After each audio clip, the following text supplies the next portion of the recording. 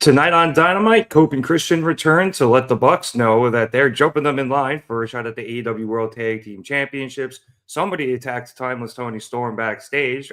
We don't know who. And we have Gabe Kidd and Darby Allin try to absolutely kill each other in a coffin match. Plus, we find out how the Rev is doing after St. Patrick's Day. Spoiler alert, he's really tired. But let's start the show. Uh-oh. Yes, boy! French toast is the exchange student that you have like a 3-week affair with. Fake. We can see that you don't have pants on. Somebody hit somebody with a pie. Do something.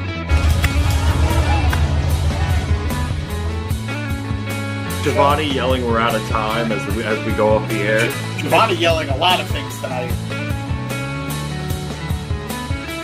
And welcome to the Mark It Down podcast. Hello, everybody. Welcome to another edition of the Mark It Down podcast. My name is Nick Cummings, riding solo with you here tonight on a Wednesday to review another episode of AEW Dynamite. We had all of the fallout, or a good chunk of it, from Revolution as we begin our run towards AEW Dynasty in, I think, April. But let's start with the main event of the evening, the much-hyped trios match between Jungle Jack Perry and the Young Bucks, first Don Callis family members, Kazuchika Okada, Trent Beretta, and Rocky Romero, a.k.a. RPG Vice. We saw a little bit from them earlier in the show. Both teams had backstage promos, which I will get into later. But one thing that you very clearly noticed was that Nick's head was all bandaged up following their match with FTR on Sunday. It looked like possibly he got stitches. They were definitely protecting some sort of cut there. And it probably hurt. I have to imagine it hurt quite a bit. But this was a very, very fun trios match. It ended with the family having everyone up in position for a trio of tombstones. But the Bucks took a page out of Jack's book, and Jack made a callback to biting everyone below the belt and using that to escape all of the tombstones. They then all hit super kicks on their opponents, knocking Okada and Trent out of the ring before they hit a triple super kick on Rocky. The Bucks then hit a BTE trigger before helping Jack with his assisted running knee, and then Matt pinned Rocky for the win. Felt like I said, very fun match. The Bucks are just so damn good, and you know they have the chemistry with Trent and Rocky from all of their years in New Japan Pro Wrestling, fighting over many a title. So great chemistry from all of them. Obviously, they have the chemistry with Okada just from being former friends with him. And I assume they faced off a bunch too in different trios and tags and stuff back in the day as well. So just a lot of fun this match, and just very, old school PWG feel with a little bit of old school New Japan mixed in there as well, just because of all of these men, most of these men's history in that promotion. As you could probably tell, I'm also trying to fill time because I forgot to write the final banner here on the bottom. But okay, let's see. Right, Young Bucks. That is how you spell. Right. So as you could probably see from our title, after the match, the Bucks grabbed a mic and Nick began talking about how tonight felt very bittersweet since they did have a great match with Jack and picked up the W, but on Sunday they blew it. He says that they were so sure of themselves. They brought their families with them. They had their kids come out for their entrance and wear special entrance gear. And then they went and failed them. Matt then takes the mic and says that after their match, they went to his birthday party. And he says that they couldn't look anyone in the eye. It wasn't until their father pulled them aside and told them that they were still the greatest tag team on the planet. And they had thousands of fans filling up arenas who still believe in them. He also told them that he was proud of them, and that helped the Bucks to remember who the hell they are. And then now there is not a team in the back who are going to prevent them from getting back their AEW World Tag Team Championships. We then have Adam Copeland's music hit, because I guess we think he knows us. And then he is followed out by Christian Cage, and they make their way to the ring. Cope starts things off by telling the Bucks, no matter how cliche it is, how much they respect them calling their match on Sunday one of the best wrestling matches he's ever seen, and he tells the Bucks that they should keep their heads high. But they're in a very similar situation, especially him, to the Bucks, in that just as FTR attacked the Bucks family, FTR also attacked his wife. And while he says that Beth doesn't need Cope to protect her because she is such a badass, he's been unable to look her in the eye as they've been waiting to find out whether or not she needed spinal fusion surgery. And now she's out of the woods. And with that, he knew that he had to get back to AEW and rectify the situation. And the best way to do so is to go after the egomaniacs that are FTR, not by going after what not by what you do it by going after what they love, which isn't their families, but the AEW World Tag Team titles. Which is why Cope said that he and Christian wanted to come out there and let the Bucks know that it will be FTR versus Cope and Cage 2 for the titles at Dynasty in Canada. Christian then gets on the mic and he says that he understands this is a very personal situation for the three of them, but it's also personal for him as well because, well, one, winning the tag team championships means that he will make a bunch more money, and two, it'll allow them to prove that they are not only the best tag team of their own generation, but it'll let them prove that they are the best tag team of the Bucks generation as well. FTR's music then hits and they come out with Stokely, but when Stoke tries to speak, everyone with a mic just tells him to shut up. So he's obviously pissed and he just sends FTR to the ring. Bad idea. It's 4-on-2. And they're very quickly overwhelmed as the Bucks hit Cash with some super kicks while Copeland nails Dax with a spear. Cash then gets back up, so Christian walks up to him, and it looks like he might go for the kill switch, but instead just shrugs his shoulders and kicks him straight in the dick. FTR then retreat out of the ring, but they left behind their titles, which are then simultaneously picked up by both teams, one by Cope and Matt, and the other by Nick and Christian.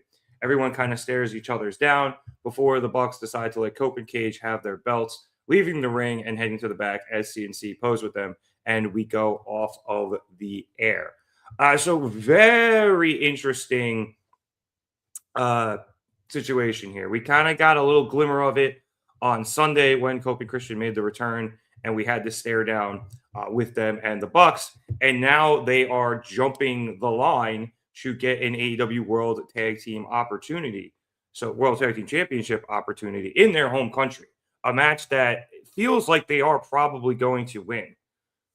But what does this mean for the Bucks? Obviously, they want to get another shot at what they consider their tag team championships. They want to get it back for a fourth time. But now there is a roadblock in the way of Cope and Christian. So do they end up turning heel here? Even though they just turned face, it seems like it'd be a little quick for them to turn back heel. I think they kind of end up more in a little bit of a tweener situation where I think because Cope and Christian will be such nostalgic favorites coming out of everything that you probably end up with the Bucks playing the middle where obviously they have to take out Cope and Christian in some capacity, but they'll still probably show some respect to them. And then on the other side, FTR are the clear heels in this situation. And obviously the Bucks will be going after them quite a bit as well. So I did see somebody suggest maybe a TLC match. I know we can't call it that here in AEW, coming up maybe all the way at All In, which is, I think, definitely a possibility. At minimum, I think you end up getting that three-way tag match at All In. It's the biggest thing you could do, I think, in the tag team division at this point, and doing it in Wembley just makes a whole lot of sense. So that's what I think is going to happen there. We shall see, but really good. I thought this was a good segment here, and it's a very interesting future they have set up for the top of the tag division. Let's go into the comments to say hello to some people. We say hello to Maria. How's it going? Called us a very wild Dynamite. We say hello to You Know It as well. Is James faking another shoulder injury? James mentioned it in the comments, but he is under the weather. He has the flu. So we wish him well, and hopefully he can get better as quickly as possible and get back here to help entertain you guys. Speaking of, James is in the comments. What's up, dude? I hope you're feeling okay. Love a good kick to the nads. That was a good one as well. And he points out, is it jumping the line? They did beat FTR before leaving. And I guess that's a fair point. I had kind of not forgotten about it, but it wasn't in the front of my mind. But I don't think FTR didn't have the titles then. So they haven't, they are the last people, I guess, to pin. Oh, no, they're not the last people to pin FTR. They've lost. They just lost to, what's their names? The Rascals. But yeah, it's more of a fact that they've been gone for a while. And a lot of times when people are gone for a while, they end up having to, win a couple of matches in order to get a title opportunity. You can even just look at Kenny Omega. He returned and he's had to, jump through quite a few hoops to earn, even try to earn a title opportunity. We'll talk about him jumping through more hoops later. So you do have a good point in the fact that they beat FTR before going, but I still would consider it jumping the line, even though they have an argument to do so. All right, let's jump to the top of the show here. Sorry, I am doing everything by myself tonight. It's always a lot of fun. But after a Revolution recap, we got Will Ospreay making his return to Dynamite as well, facing off against Blake Christian following Ospreay's long layoff and with his spinal fusion surgery. So quick shout out to Blake Christian, as it was announced that he was all elite. I didn't know that. Apparently that happened about 10 days ago. So shout outs to him. I really like Christian. He's a good wrestler. I know he does a lot of his work on Ring of Honor, but he does do good work down there. And when he does get a spot on Dynamite such as this, even if it is in a losing capacity, he always tends to show up and show out quite a bit. And I thought he did a very good job of that tonight. And he was a very good foil for Ospreay, as he has some good moves that Ospreay was not only able to take, but counter as well. To jump to the end here, after Christian hit a couple of big moves, like I mentioned, he has some good ones, including a standing sliced bread and a cutter. He then went into the corner and set up for a hidden blade, both going for that and taunting Ospreay in the process by flipping him off. However, as Christian ran in for the hidden blade, Ospreay countered with a quick one of his own, knocking Christian on his ass before Ospreay headed into the corner and then hit a proper hidden blade to pick up the win. And then things got a little chaotic here.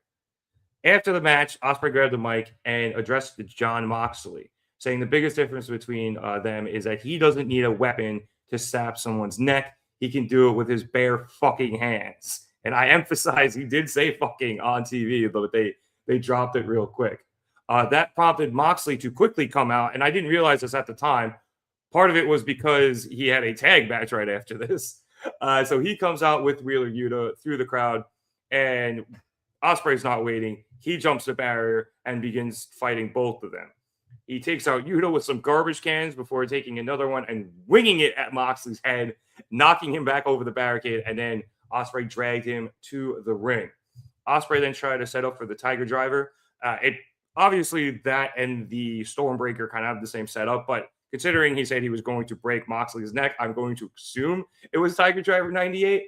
But as he is doing so, Pac came out into the ring to bail Moxley out, hitting Ospreay with a pump kick before putting him into the Brutalizer until security came out and pulled him off.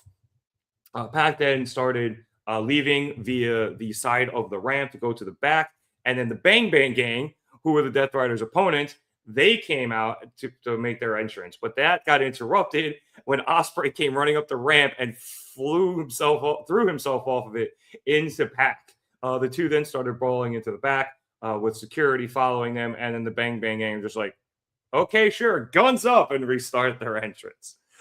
So, like I said, really enjoyed the match here. Obviously, it's so great to have Ospreay back in the ring. He's always magical there, and it made a lot of sense. Obviously, they're going to have to sell his neck, and it's probably going to be a thing for a while. And Christian did a good job of attacking it, and then Ospreay obviously did a great job overcoming it. Not just, all of the good moves Blake Christian was able to hit, but also capitalizing on Christian's mistake by going for the hidden blade due to, I would assume, his own hubris. So smart move there. And then I like what we got out of this after with the Death Riders. I think it's cool that, despite the fact Ospreay is going for Moxley, he does have a beef with all of the Death Riders, and probably similarly to Darby Allin and that feud with the Death Riders, Ospreay is going to have to get a couple through a couple of the the guys lower, or I guess technically higher on the totem pole before he can finally get to Mox, which probably is a dynasty match. I think that would be my guess.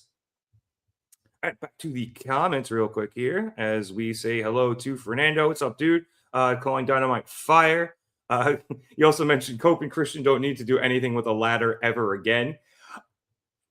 Fair, but the people are going to want to see it, and even if we don't get some sort of, TLC match by any other name at Allin, I got to imagine that tag team triple threat is the play for Wembley, like I mentioned before. Fernando also welcoming back Will Ospreay and asking if Moxley is a heel again, calling the heel and babyface situation in AEW bizarre. That's a very good question. Moxley is definitely, I think he's at minimum a tweener, because he's still pretty brutal and violent, but he's been showing a lot more respect to his opponents, and he hasn't really been cheating to win as juxtaposed to a lot of the other Death Riders. We even saw Claudio last week poke Hechicero in the eye to pick up that dub. So I would definitely say the Death Riders as a whole are heel, and then Moxley leads more tweener, even with Danny Garcia even kind of leaning a bit tweener as well, although I think he's more of a heel than Mox is at the moment. Obviously, I would say Claudio's a full-blown heel, but everyone just likes cheering for him because it's fucking Claudio. Marina is a heel, especially with everything that happened with Toni Storm, which we'll get to a bit later. Pac, very clearly a heel, as we saw tonight in his attack versus Ospreay. And then Wheeler is always going to be a heel because he's a little shit. Let's see. It's saying, speaking of cuss words, I noticed tonight Christian Cage intro says asshole. How long's that been there? For a little while. I think since he joined up with Cope, and Cope, he was like, yeah, Christian's an asshole, but he's my asshole. And they put that up into the Tron, which is just hilarious. And Maria called the brawl between Will and Mox a very good one. I thought so too. It was a lot of fun. And a good way to show the tension, but not even the tension, but how much vitriol Ospreay has towards Moxley. He didn't wait 2 seconds before he went after him when Mox appeared in the crowd. So, yeah, very good match to help Ospreay get back and help reintroduce him to the ring, and a good follow-up segment with the brawl, and really liked how they integrated it into this next match, which was the aforementioned Jon Moxley and Wheeler Yuta of the Death Riders facing off against Bang Bang Gang members Juice Robinson and Ace Austin. Yes, so happy Ace Austin's still continuing to get some more shine here. Recently, he had a great showing on Sunday during that Battle Royal in the pre-show that bled, obviously, into the main show. And now he's getting a good spotlight here on Dynamite against one of the top talents in AEW, in Jon Moxley. And he looked really good tonight. And I don't want to take anything away from Juice either. I thought both members of the Bang Bang Gang looked great.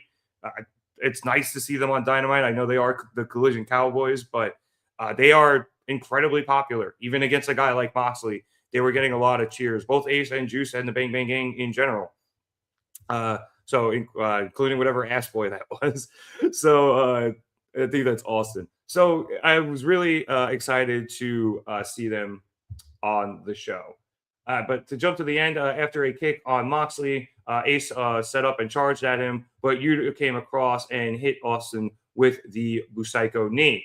Juice then got involved and tried to fend off Yuta, but Yuta was able to throw him to the outside and then hit him with a tope suicida. And then back in the ring, Moxley took a dazed Ace Austin and hit him with the Death Rider for the dub. So, like I said, good match, good integration between the first match, the segment in between, and the match after. Like I said, really, I thought showed the talent of the Bang Bang Gang, but you continue to make Moxley, look like the absolute menace he is, and continue to make the Death Riders look like a very strong unit, which is what you want to do here. Although James apparently had some issues, and I'm going to assume it's because his boy got pinned, saying Ace tagged into no cheers, which sucks, but he got the crowd eventually. And yeah, I think Ace is so talented that he will get the crowd on his side throughout a match at some point because he's just great and he's cool. And he has a very, I know they mentioned this a lot on commentary, he has a very unique style, and a lot of it is based in his legs, which commentary was quite obsessed with, although I can't necessarily say I blame them. And I think part of it too, James, is because he has mostly been on Collision. Maybe I don't want to say a lot of the crowd don't know who he is, but like he's not the most talked about talents in AEW, unfortunately. But now that he's been getting some more shine, I'm hoping he's going to get some more cheers and some more opportunities, and we can kind of have, you know, a situation kind of like Mark Davis is your most recent example that we've talked about recently, where Toni starts putting guys on TV and putting them in matches, and even if they are losing, it's usually prepping for Toni to give them some sort of push. James also asking, why have the Death Riders get attacked and still win? It makes the Bang Bang Gang look bad. I guess that is a good point. You know, Moxley did mention at the beginning of the match, Moxley was kind of rocked from Ospreay attacking him. Again, he got whacked in the head with a garbage can. So yeah, I can understand that. And Yuta got his ass kicked too. I do think they mitigated that a little bit in the very beginning by having the Death Riders immediately jump the Bang Bang Gang. At the start of the match. This way, they were more on an even playing field, and it allowed the Death Riders to get a little bit of a reprieve before they, kept going through the match. James also bringing up, he has a feeling that Jay White may actually be coming back. His last promo before he left called out both Mox and Will and Kevin Knight. Maybe a multi-man match for the title. It would be the first ever for the Continental Championship. I've been seeing a lot of people speculating that Jay White is coming back soon, and that is honestly the first piece of big evidence that I would lead me to believe that he's coming back in the near future, which would be great. The multi-man match for the title is an interesting thought. We haven't had it for the Continental, like you mentioned. I don't know what the rules would be because the Continental title has such strict rules. I wonder how that would go because everyone's banned from ringside, but then a triple threat makes it no DQ. So it would be very interesting to see. Either way, if we did get that, that is, three great wrestlers in the ring together, and I have to imagine they make magic. Plus, yeah, good point out, James. It would be a good way to allow Will to challenge Moxley, but not win the Continental title, as we all assume that we are going to end up getting Ospreay and whoever has the AEW World Championship in Wembley. Oh, yes, good points. They did have a triple threat in the tournament that one year. Oh, yeah, because of the tie. Good point. Yeah. Let's see. Asking if we noticed commentary's fumbles tonight during the Will Ospreay match. I don't think I did. I know they had one or two throughout, but it's going to happen throughout the show. But if you could be more specific, I'm glad to see if I remember what you're referring to. I just don't have it in my notes. All right, let's keep it rolling until it writes down what he had to say. Excuse me. Still rehydrating from St. Patrick's Day. Hope everyone enjoyed their St. Patrick's Day as well and enjoying their St. Patrick's week. Got my parade on Saturday. I'm very excited. All right. After this, we had a couple of things to gear up for that Coffin match. So we had a Gabe Kidd, Darby Allin promo package, and then they cut the Gabe Kidd backstage where he welcomed everyone to the death of Darby Allin before saying he didn't want to wait to get into the ring and called for Darby to meet him in the parking lot. We then went to commercial, and then we actually came back to Kenny Omega and a promo from him post-Revolution. So he called out Swerve, saying that Swerve might be a danger to himself or Brody, but Swerve isn't a danger to Swerve's own self. And then Kenny says when he hears danger, he also thinks about risk. So he offers up a risky challenge. Him versus Swerve one more time, but this time he will put Swerve will put his number one contendership on the line. Now, apparently, they kind of retroactively made Swerve versus Brody King on Sunday a number one contenders match.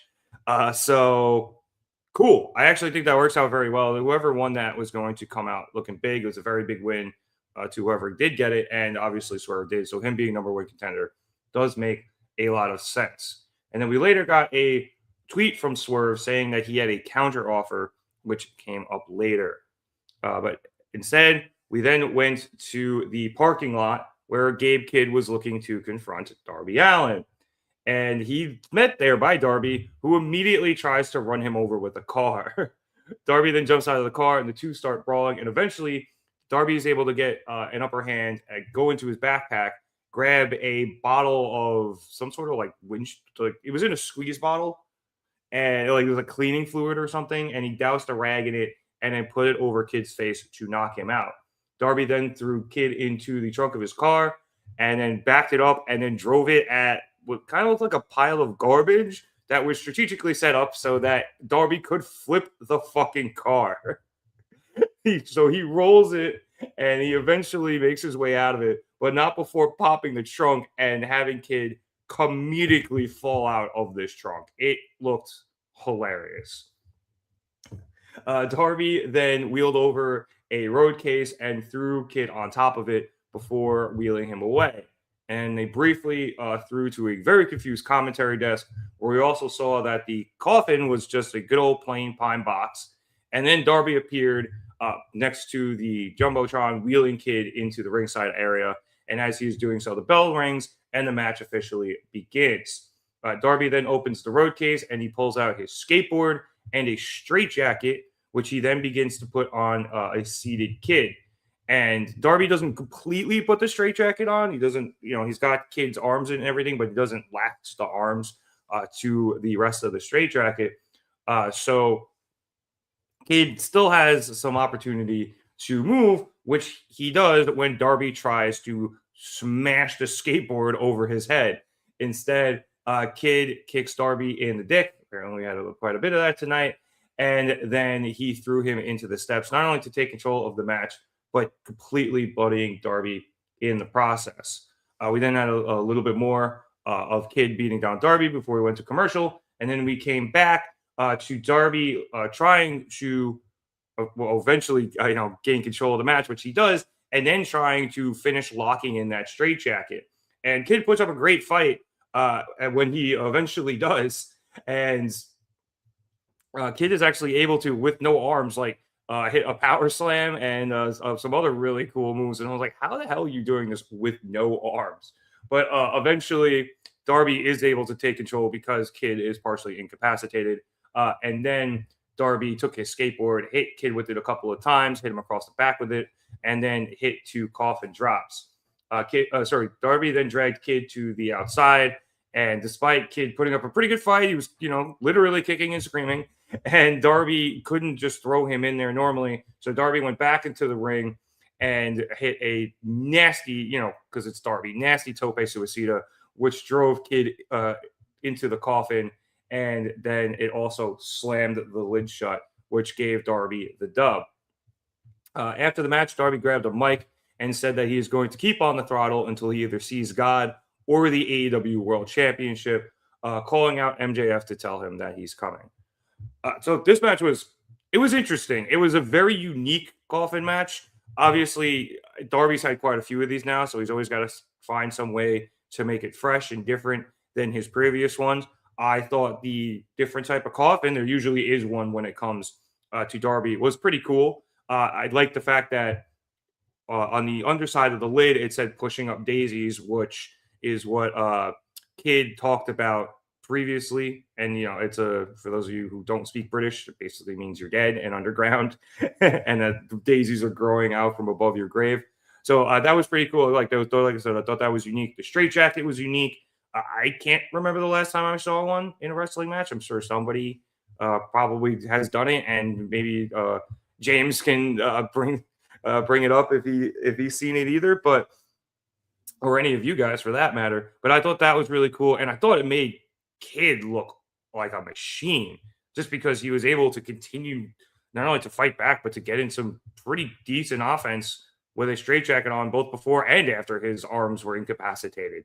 So great job from him. It makes him, like I said, it makes him look like a crazy person. They were talking about how tenacious Kid was on commentary and is, and like how people used to love that mean streak, but now he uses it for evil essentially. And now people hate him as he's turned on the fans. They compared him kind of to Wheeler Yuta in that regard, which I think some people might see as a bad thing, but I see it as a good thing. So either way, great match from these two men. And then you have Darby calling out MJF, which adds another log to this main event fire. And it's going to be interesting to see where Darby fits into that picture, considering all of the different men surrounding it. That being said, at some point, I do want Darby to beat MJF, and it would be cool if it was for the title. And as I mentioned previously, it has to be with a headlock takeover. All right, let's check in with some comments here. It's saying EVP Swerve, which we'll get to in a minute, could book a match. MJF versus Hangman, it becoming clear. Interesting. Didn't think about that. It really depend on if it's a heel Swerve or a face Swerve. Right now we have a heel Swerve. I don't think he'd be booking a match for anyone else but himself to a title match especially. Let's see. Oh, and then he would book his own match with the winner right after. So interesting. I guess that kind of makes sense. It would almost be like his own personal Money in the Bank type of situation. But then he could just do that whenever he wants. I know. It's wrestling. Let's see. Maria called the car spot insane. Yeah, Darby is a crazy person. And he likes doing stunts like that, and I thought it was kind of cool, to be honest with you. Let's see. It's saying Eddie from Iron Maiden did the straight jacket match. Fair enough. Fernando, we saw an attempted homicide tonight. Not the first time. I mean, Darby's tried to light or has lit dudes on fire before. And, Darby got left in the desert a few weeks ago. So when it comes to Darby, attempted homicide, I think is like the literal lowest rung on the ladder. Let's see. James saying, I've seen the EVP Swerve take, and I can't see it happening at the moment. Kenny gets the shot in getting the shot in Canada makes so much more sense. But Swerve with the EVP power is very tempting. I would agree. Now, again, we're going to get to that in like one segment. So, everyone, let's table that. But all good points on it or in that regard. Gotta keep the throat going. All right. After that, we came back from commercial with this is before the commercial, excuse me. We had a pretty cool video package with Luchasaurus and Jungle Jack, as Luchasaurus had the Jurassic Express bus ready to pick up Jack, but Jack was running late. He had to pack his bag with his knife, his title. I think he threw in what looked like a scorpion or a snake. Oh, it was a snake, like in a vial, which was interesting. And then eventually he was even later because he had to stop and feed a squirrel, which was interesting. But, Jungle Boy, I guess.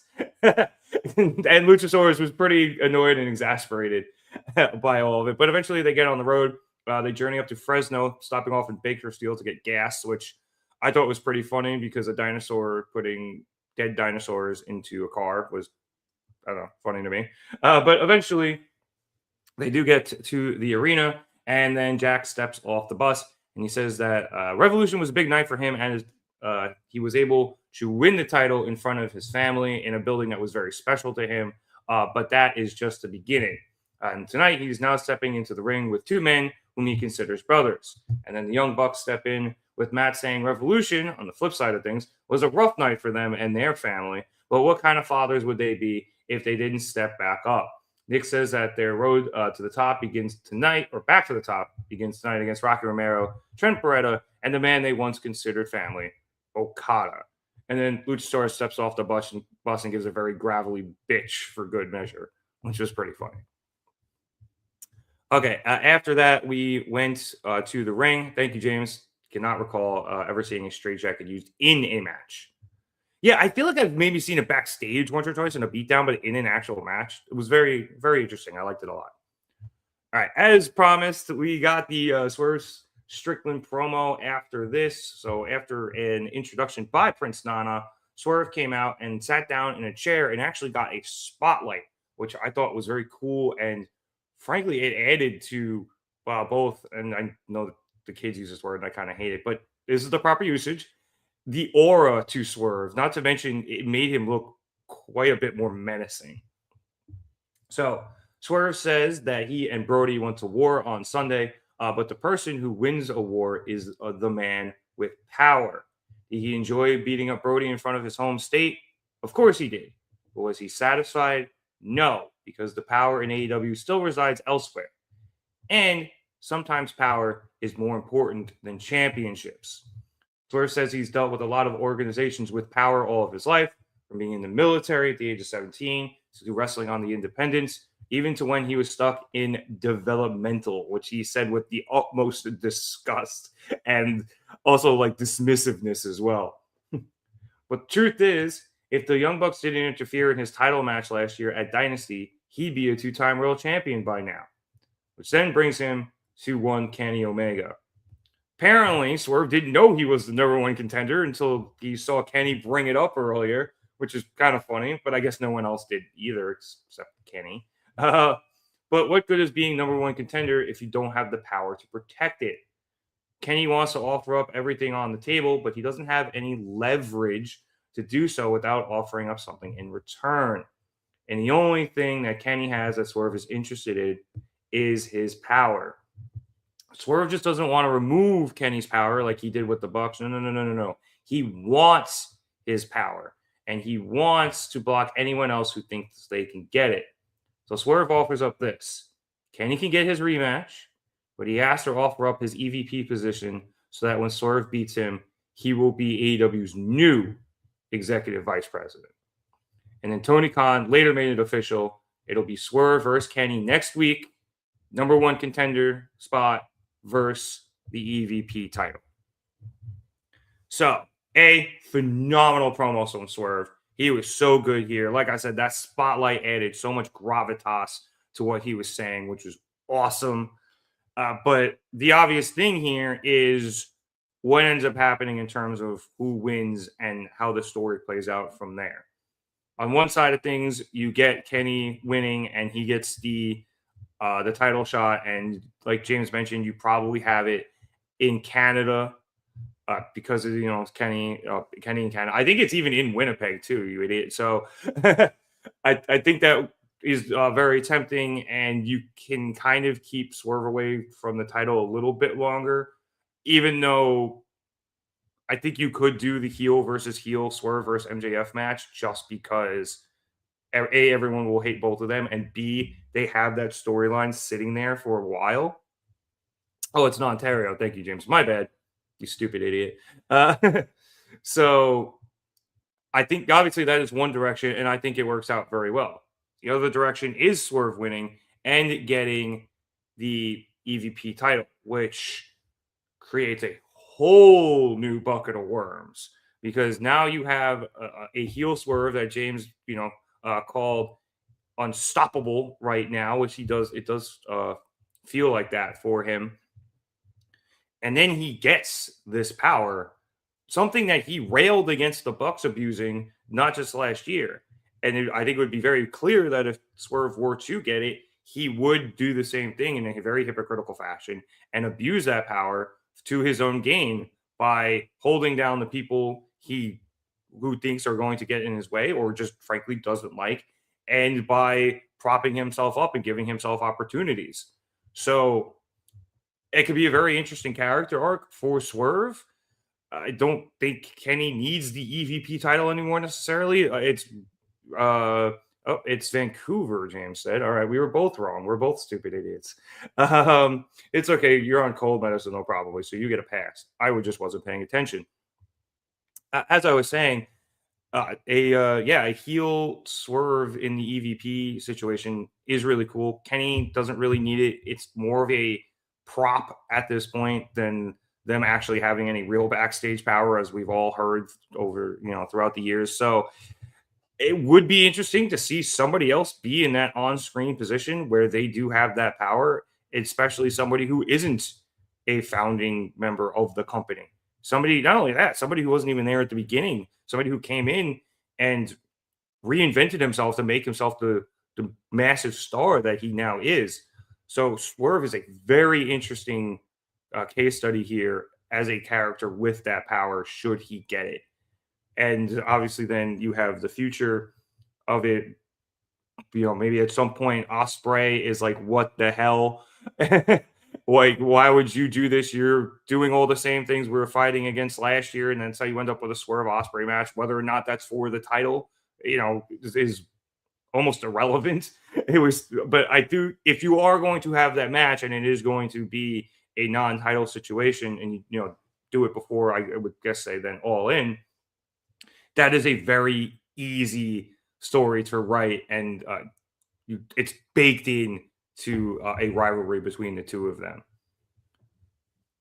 Okay, let's pop around here. Maria said that she's loving how personal this has become between Swerve and Kenny. And yeah, it's really adding to what is a good feud. And we've only really had we've only had the one match, and we've had a couple of interactions with them. But every time you see them interact, it becomes more personal and personal. And to a funny extent, it's almost good that Kenny had to take that week off to go to his convention, just because Swerve taking him out allowed this to become an even more personal feud. So I'm really liking it, and I thought they did a great job of slotting Brody in there to let him shine for a bit, and then Kenny comes back and we continue this stuff. Not to mention, Toni continues to be a crazy person and gives away insane matches on television, and now he's doing this one a second time on Dynamite, so the hype is real. Let's see. James saying he will always root for Kenny. We know, buddy. Love you. Fire promo from Swerve, says Fernando. He should become the EVP. I do think there is a lot of potential in storyline writing there, but I don't know how Tony's going to play. It is a really, really good question as to what's going to happen next week. I'm not leaning either way. It's saying Samuel Shaw versus Mr. Anderson in TNA was a straitjacket match. Come on, James. You should have known about that. James responding, though, that those were dark days of TNA. And then, also mentioning that there's probably a bunch of places on the indies that have done straitjacket stuff. And that's fair. I personally have never seen it.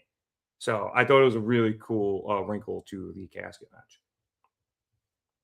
All right. After that, we went backstage with Renee Paquette, who was interviewing one Speedball Mike Bailey, 1/3 of the newly crowned Trios champion. So she asked him about their star-making performance at Revolution and winning the Trios titles back. And Bailey says that there are some people you can look at and know they're a star right away, like his partner, Kevin Knight. But he wasn't somebody who was like that. He had to fight and claw and believe in himself for 20 years for people to eventually start to believe in him. And that's why he looks up to people like Kenny Omega, who came up from nothing, just like him, and fought to become an AEW World Trios champion, just like him, and then eventually the AEW World Champion, which he believes he will one day become. That then led into his match with Mark Davis of the Don Callis family, who we will talk about in a bit. He was conspicuous by his absence. Very cool note here from Speedball and Knight. They came out with their Mystico masks on again, although Knight went straight to the back, which is usually what happens with Speedball and Knight. They usually let each other wrestle their own matches without a second. But Speedball did not wrestle with the mask on like he did for part of the match on Sunday. So we jump to the end here. After Davis kicked out of a backslide pin attempt, Bailey hit him with a kick and then the flipping knee drop before sending Davis into the corner. Bailey then hit the time adventure and followed that up with the ultimate weapon, and he pinned Davis for the win, which he was very hyped about, and then yelled into the camera he was coming for all of the titles. But this was a really good match. Obviously, it's Speedball. He's on a fucking tear right now. He has been, I think, one of the best signings for AEW in the past year. I saw somebody on Reddit bring up the 3 best signings were probably him, Knight, and Tekla. and I'm going to have a hard time arguing against any of them. And not in that order either. They had put Tekla up top because, she's the world champ. But Speedball is just out here putting on clinics. Davis continuing to get good matches, good TV time. They had a great it was a small thing in the middle of the match, but Davis has been doing that lariat where the guy's leaning over the ropes, so he runs into them, bounces the guy off the ropes, and then goes hits the ropes on the other side and hits a massive rebound lariat. And Bailey was able to counter that at one point, which I don't think anyone had done yet. So I thought that was a cool note.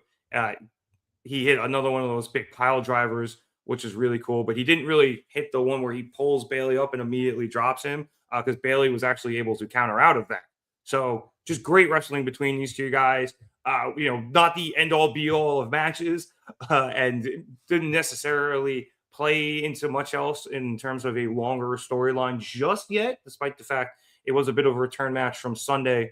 But we'll see where both of these guys go from here. We'll see where the trios titles go from here. We'll see where the Don Callis family goes from here in terms of maybe getting them back, maybe not.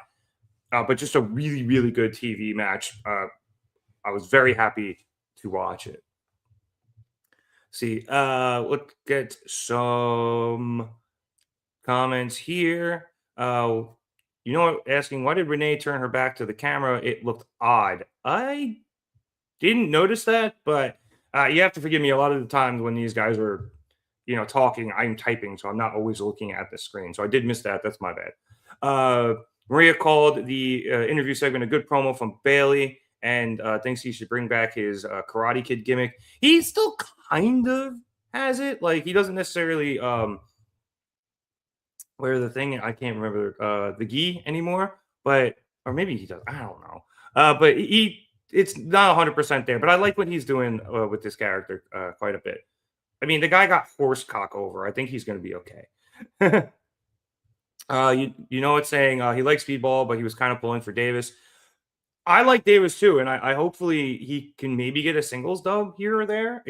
Especially against a more name brand opponent and not in just like a squash.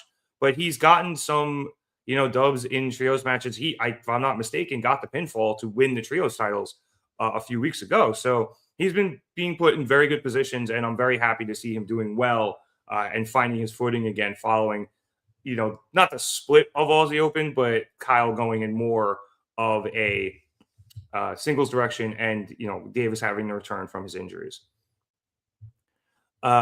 James saying, it's crazy to think how far Speedball has come considering how much time he lost because he wasn't allowed back in the USA for a long time. That's very true. I always forget about that. And obviously, I think, James, you are more knowledgeable about Speedball's history than I am, just due to the fact that, a lot of it was in TNA and then eventually, like you said, overseas because he couldn't come here. But yeah, he has endeared himself to the AEW fan base quite quickly, and I think has become a top wrestler in terms of their favorites for a lot of people, including myself. And Maria saying Jet Speed needs to move away from the Don Callis family ASAP. Yeah, I would think so. We just, there's got to be more challengers, I think, in the trios division. And I know we rattled off quite a few last week, but a lot of them were faces. So, if you're going to do a proper feud, you need another heel one. And you could, in theory, throw together, like a Davis, Hachicero, and I don't know, Archer team, or Josh Alexander probably would be a better one. And maybe get one more title shot for the Don Callis family just to kind of, not have, because I don't think Don would just let it go in kayfabe. But I would agree with you. I wouldn't want Jet Speed and Mystico to spend too much more time facing off against the Don Callis family. Okay, following that match, we had another promo from after Revolution, and this time it was with AEW World Champion MJF. And he starts off by saying he had the greatest dog collar match of all time, he had the greatest Iron Man match of all time, now he's got the greatest Texas Death match of all time, and then calls himself the greatest AEW World Champion of all time, and says that people are beginning to call him Mr. Revolution. He then says that adrenaline is a hell of a drug, and it helps keep pain away and helps people keep going when they're hurt. But now it's all worn off, and you can feel every bump and bruise and cut on and in his body. But it was all worth it in the end. because he still holds the most important title in professional wrestling, the Triple B. Max then reminds us that he turned 30 on Sunday and that he has accomplished more than most Hall of Famers, despite the fact he is only just turning 30, which puts him on track to become the greatest of all time, which is what he eventually wants to be. Only a few people stood in his way of achieving that, and now, because of his win, Hangman Adam Page is off the board. So for the next 20 years, he is going to continue to be the greatest wrestler on the planet, while Hangman languishes in a place he should have always been, the mid-card. And now MJF is going to do the thing that all great champions have done since the dawn of time, directing the quote-unquote camera boy to ask him the question. And so the camera guy goes, well, Max, you've retained your AEW World Championship. What are you going to do now? And MJF gets up and yells that he's going to Disney World and then plants a big bloody kiss onto the camera, leaving a big smudge on the lens, and he walks off. Good one. I was a little surprised Toni let him bring up Disney World, but on Warner Brothers property, but whatever. James mentioning this was a great promo. Glad they didn't have him live after the match. Well played. And you know, it's saying MJF looked good. I'm assuming it's gloating. And yeah, honestly, gloating is one of the things MJF does best. Okay, after that, we came back from commercial with another backstage promo. This was from Kazuchika Okada and Roppongi Vice. I'm calling them Roppongi Vice. I'm not calling them RPG anymore. So Okada laughed at the Bucks for believing that they were family, calling him stupid for doing so. And then Trent snuck in there that he also thought their boss was stupid too. And then Okada says he's loyal to only one family, the Don Callis family, unlike Takeshita, who's out there shaking hands with the Death Riders. Rocky then jumps in and says, tonight is for La Familia, and their fearless leader, Don, with Trent throwing out a love you, Don, before they cut away. Trent, even as a heel, still hilarious, and apparently a dick in real life. Next up, we then had our no-holds-barred match. Now, at the very start of the show, they announced quite awkwardly during Will Ospreay's entrance, and maybe this is what you were referring to earlier, that Timeless Toni Storm had been attacked backstage and would be unable to compete in this match tonight. Now, apparently Brian didn't get that memo because he was like confused as all hell. And it's just like, oh, I thought we were talking about Will. I didn't know about the Timeless Toni Storm stuff. That's terrible.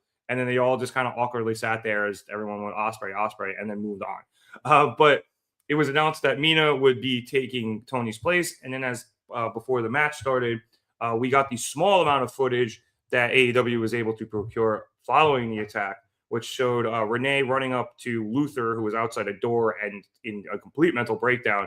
And then Renee opened the door to find Toni just out cold on the floor and Mina standing over her like, what the hell just happened?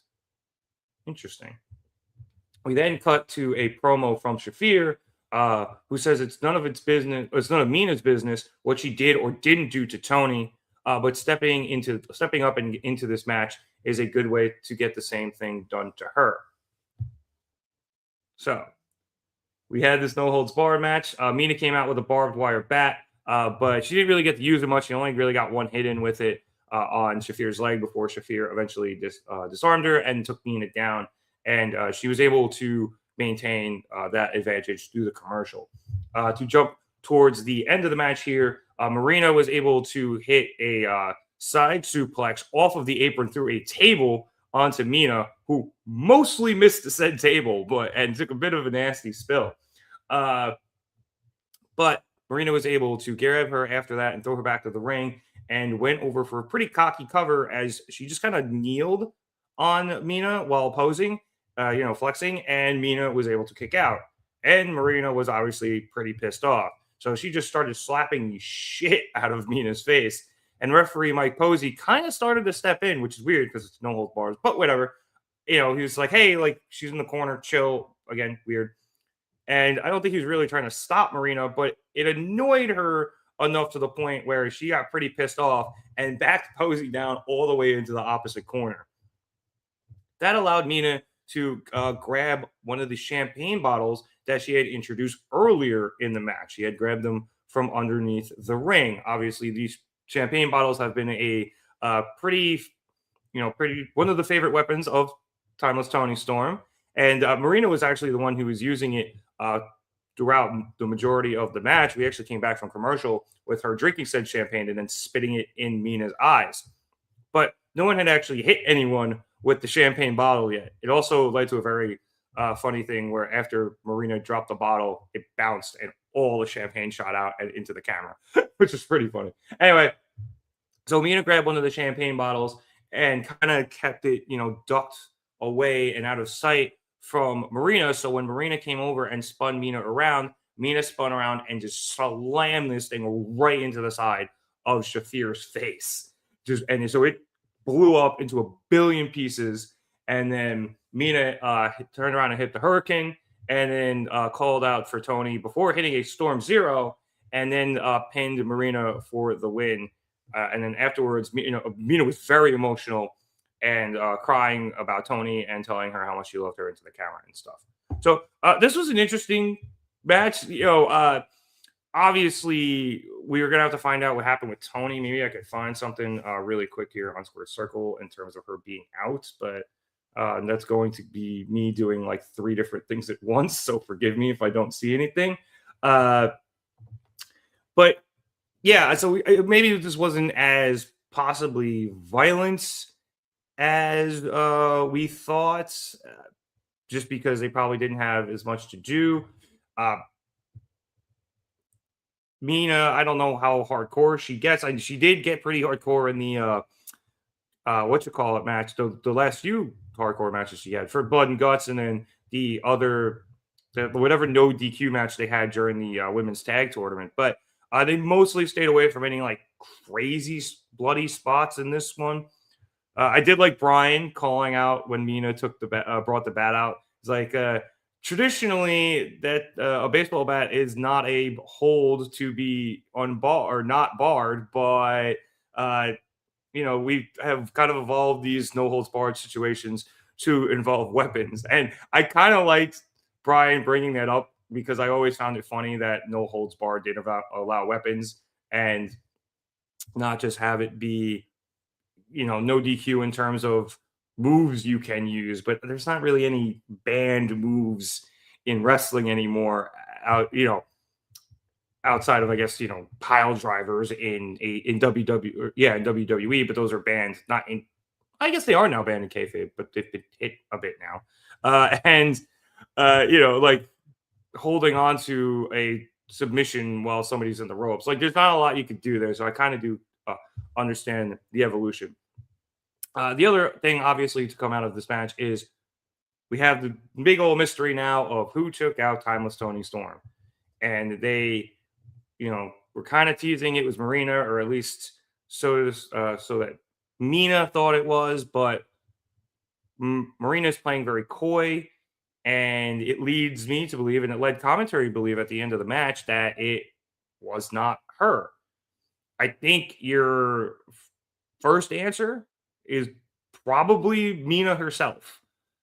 I think you could kind of see for a while here that Toni has been slowly moving away from Mina on TV. She was doing all that stuff with Orange Cassidy, and despite the fact that she is fighting with Shafir because of what she did to Mina all the way back at Blood and Guts, or at least starting there, it is a little bit surprising. It would be a little bit surprising that if Mina was just like, well, you've abandoned me. But I do think it is a possibility. We haven't really seen anybody else yet who could have done it, but it's early, and we'll see how when Tony Khan decides to play this from here. As for Toni Storm herself, I haven't really seen any reports. Maybe when you guys are in the comments here about what happened to Toni, not yet, but we have some theories here. But yeah, I think Mina will be your first big suspect, unless it turns out to be somebody else, like as Maria is guessing Ronda Rousey, which is possible. We didn't hear from Ronda tonight. We don't know what's up with her. She was brought up on commentary, but we don't know if or when she's going to be back. Some other comments here. You know it, joking that it was Mariah May. I wish. James saying the table spot was ugly. And yeah, it wasn't great, but James also bringing up Shayna Baszler just did an interview saying she's open to being with Marina and Ronda. Very interesting. As far as I know, Shayna is under contract with WWE. She's been a coach there, and she's done coaching at the Performance Center and helping out with NXT and stuff. So unless her contract's coming up or I missed her getting released, I think she'd be there for now. But interesting. And James, I'm sure you can let me know if I missed something with her contract situation there. Maria saying Marina should have won. I'm going to disagree only just because this was going to be the end, I think, of the Shafir Storm feud. Toni was going to get she won on Sunday. She was going to get this last decisive win, and it was going to be done, and they were going to move on. Obviously, whatever happened with Toni, where she wasn't able to get cleared tonight, hopefully she's not, too injured. But whatever happened there, they had to make an audible. They put Mina in, and Shafir taking the pin there. Shafir taking the pin there, I think just kind of kept everything in line as it was supposed to be from the original plan. Now, obviously, Maria, you could disagree and think that Marina should have won, and even no matter who she faced, but it is what it is. Let's see. James saying, oh, he doesn't care how we got here. Mina finally got a big win. Yes, she did. We're very happy for that. Also agreeing with me that it could be Mina who attacks Toni. If you want to have that there. But and then also back to the Shayna stuff, he had the same thoughts there. She could just be simply leaving the door down the road, door open down the road, excuse me. Or maybe it's easier to get out of a coaching / backstage job. Yeah, it depends. I don't know. Again, I don't know her contract situation. I don't know if, it was something where she had a talents contract still, but just didn't want to be in the ring anymore.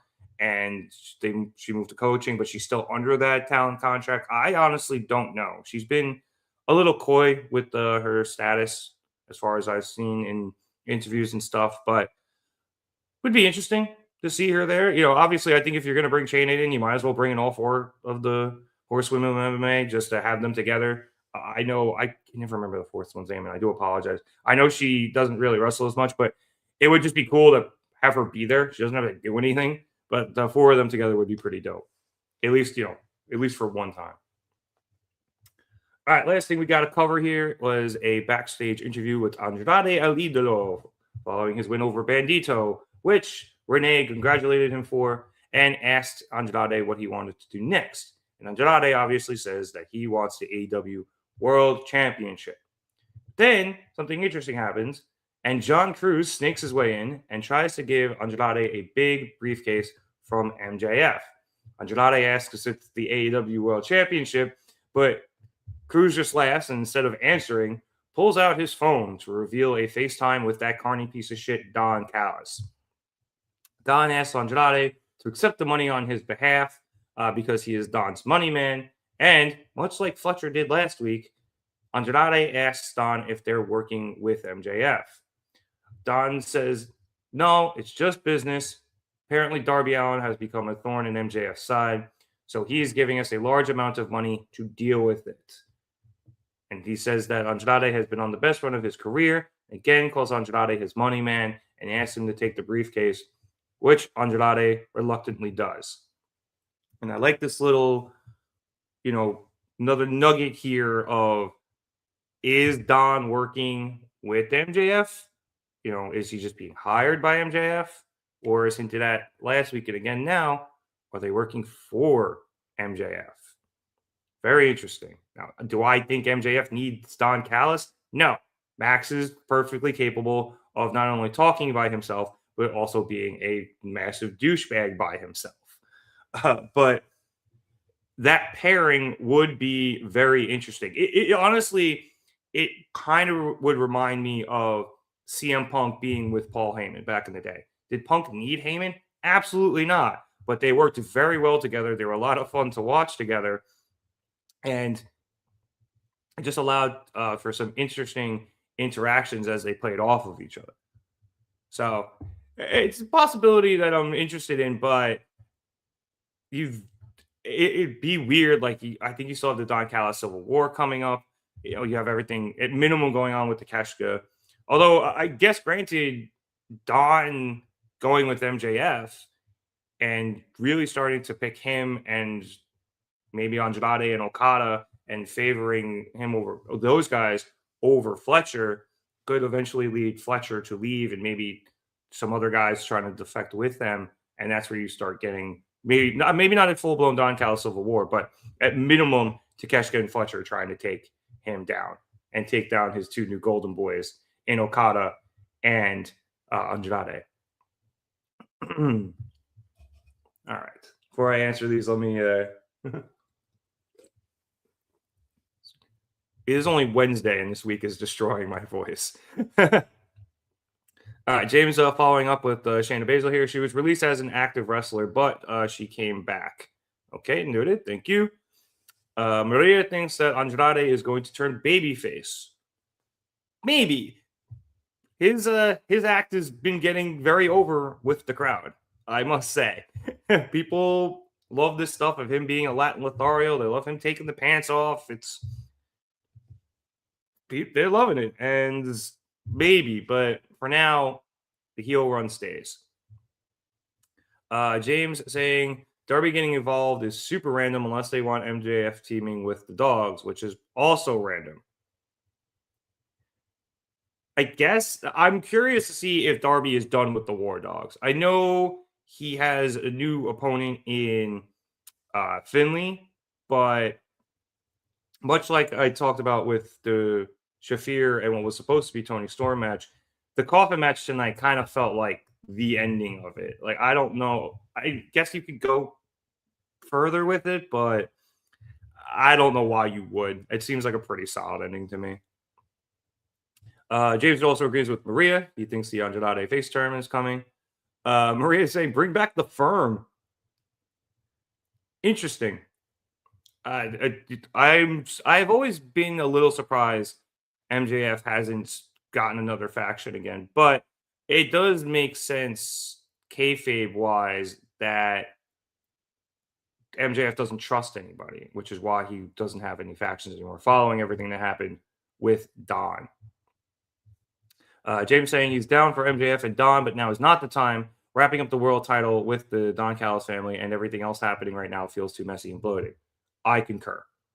Plus, it's also only a matter of time before Okada eventually decides to go for the world title. That's also true. Now, granted, I don't think that'll happen until probably MJF loses the title, just because that's a heel dynamic that I don't think works as well. I think you're better off waiting till probably when Ospreay wins the title at All In, assuming he does. You have Ospreay versus Okada for the title. Oh boy. Especially if you do that and that's the way the person that Ospreay loses the title to down the line, because I would obviously think that that Toni wants Okada's name in the lineage of the World Championship. Maria suggesting maybe Dakota Kai attack timeless Toni Storm. I don't know what she's up to in terms of signing with AEW. I haven't heard any rumors about it. I know she just had that big match with Statlander, which I think that was in Britain, and it was very good. The ending was pretty crazy too. So yeah, it'd be cool, but just haven't heard anything about it yet. James asking, I don't understand why Darby is suddenly a problem. Did I miss something? Yeah, after the Coffin match, Darby said he was coming for MJF and the world title. So I guess it's one of those nip it in the bud moments with Max, where he was just like, I'm not dealing with Darby. Somebody take him out before this even becomes an issue. That would be my guess. But that's how they set it up, obviously. And James also saying, MJF used to ride with the Elite, and then he would trade Cody, and then he eventually started riding with the Inner Circle, and then he betrayed them to set up the Pinnacle, and then the Firm, and now the Don Callis family. That is a lot of groups. Not to mention, he also was tag teaming with Adam Cole, baby. And I will say that this is not out of character for MJF. He has very clearly paid off quite a few people before to take care of problems for him. And I think that includes the Don Callis family. So I wouldn't say he's really riding with them. It'd be kind of like saying like he was riding with LFI. He was just hiring them. So I think this is more of this currently is that situation where he's just paying for people to do his dirty work, but they are very clearly hinting at the fact that he might join up with Don, which is interesting. And not even he might join up with Don. It feels more like Don joins up with him, but they're very clearly slow playing this, and we shall see. Good point, Maria. He was also with the Hurt Syndicate. Good call there. All right, and that kid was Dynamite. It was an okay show. Nothing really blew me away. Obviously, I think it was going to be a little difficult following Revolution, but following a big pay-per-view like that, especially a lot of times in AEW, a lot of storylines more or less come to a conclusion, and you start some new ones, but we are starting from scratch in a lot of cases, right? Obviously, Ospreay makes his return on Sunday, and we have to reintegrate him back into everything. And you set off a new feud with the Death Riders, which seems like the first match from that is probably going to be Ospreay versus Pac. And I thought he had a very good match to start the show. You're setting up some more things that we've been talking about with MJF and the Death Riders. Unfortunately, he wasn't there tonight, but MJF, he did have the pre-recorded promo, and his impact was felt throughout the show. You set up the Young Bucks and the Cope and Christian and the FTR stuff, which is really cool. I'm really excited to see how that all progresses forward. You set up the stuff with Swerve and Kenny for next week, and a great promo from Swerve. So great stuff there. And then I think you had a couple of things end as well. I think the whole Timeless Tony Storm, Death Riders, Marina Shafir stuff is probably over now. I still kind of think the Darby and War Dog stuff is done, but we'll see. It might just depend on whether or not he goes after Finley and, wants to just take everyone out in the Dogs the same way he took everyone out in the Death Riders. So we'll see what happens there. But a lot of good stuff tonight, and I think everything is moving in a very good direction as we get the ball rolling and you start setting up new storylines to head towards Dynasty next month. Just a couple of final things here from James saying the Hurt Syndicate stuff on MJF felt like a fever dream. And also mentioning, apparently Bobby has been cleared to come back. So keep an eye out for returning Hurt Syndicate as well. Very, very exciting stuff. All right. And on that note, I would like to thank everybody so much for watching me here at the Market Down Podcast. I would appreciate it if you like to subscribe. If you like the video, it lets us here at the pod, all of us, know that you're enjoying what we're doing here on the show, and we can keep doing it. And if you subscribe, continue to get all of the great stuff here on the channel. Obviously, James is sick, so we don't know his status or the gym pack zone tomorrow. Hopefully, James, you can get better as soon as possible, and tell all of the Impact stories and all of their glory. But if he's not on tomorrow, I'm sure he will be back on next week with the Gym Pack Zone. So don't you worry, your pretty little heads. Obviously, we cover as many pay-per-views here on the channel as possible. I'm not entirely sure what's coming up next, but WrestleMania is around the corner. So we will obviously be covering that. We'll be covering Dynasty when we get to it. We also do Mondays, Monday Night Raw, sometimes here on the show when something big happens. And, of course, we will be back here next week to cover Dynamite once again. If you want to follow us on social media platforms, we got Twitter, Facebook, Instagram, TikTok, and Blue Sky. All those links, if you're here on YouTube, are in the description below. If you're watching us over on Facebook or on Twitter, you can follow us on Twitter at marketdown_pod. Instagram is at marketdownpod. YouTube.com/marketdown3665 or youtube.com/@marketdown, which is annoying and I have to remember it. But either way, both links will work. Marketdownpod.bsky.social if you want to hang out with me over on Blue Sky. Or as always, just search Marketdown Podcast on any of the platforms you guys are rocking on, and you'll be able to find us there. I want to thank everybody. James, I appreciate it. You know it as well. Yep. Get better soon, James. We're all praying for your health over here at the pod. So My name is Nick Cummings. Thank you so much for joining me here at the Market Down Podcast. And enjoy the final days of your St. Patrick's week, everyone. I'm sure my voice won't. Have a good one.